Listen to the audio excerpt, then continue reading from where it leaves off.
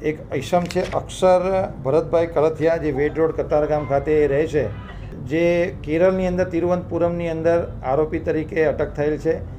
જેની સામે આરોપ એવા હતા કે એણે ડુપ્લિકેટ માર્કશીટ કેરાલા શિક્ષણ બોર્ડની બનાવેલી હતી. તો એના મધર દ્વારા એક અરજી સિંગણપુર પોલીસ સ્ટેશન ખાતે આપવામાં આવેલી હતી. આજે અક્ષર કળથિયાએ જે ડુપ્લિકેટ માર્કશીટ બનાવેલી એ સિંગણપુર પોલીસ સ્ટેશન વિસ્તારની હદમાં આવેલા નિલેશ મગનભાઈ સાવલિયા દ્વારા બનાવવામાં આવેલી હતી. તો અમારા સિંગણપુર પોલીસ દ્વારા આ ઇસમ ઉપર થોડી વોચ રાખવામાં આવેલી કે હકીકત શું છે.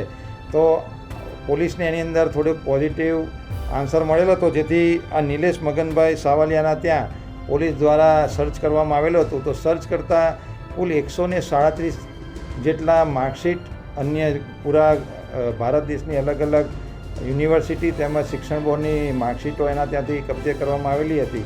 અને એની પ્રાથમિક પૂછપરછ કરતાં એવી વસ્તુ ધ્યાનમાં આવેલી હતી કે આ અક્ષર કળથિયાને એ જે ખરેખર 12મું પાસ નથી, પરંતુ એને ઉચ્ચ અભ્યાસ માટે ઇટાલી જવું હતું. તો એના માટે એણે 60,000 રૂપિયા આપીને આ નિલેશનો કોન્ટેક્ટ કરી એની પાસેથી આ ડુપ્લિકેટ માર્કશીટ મેળવેલી હતી.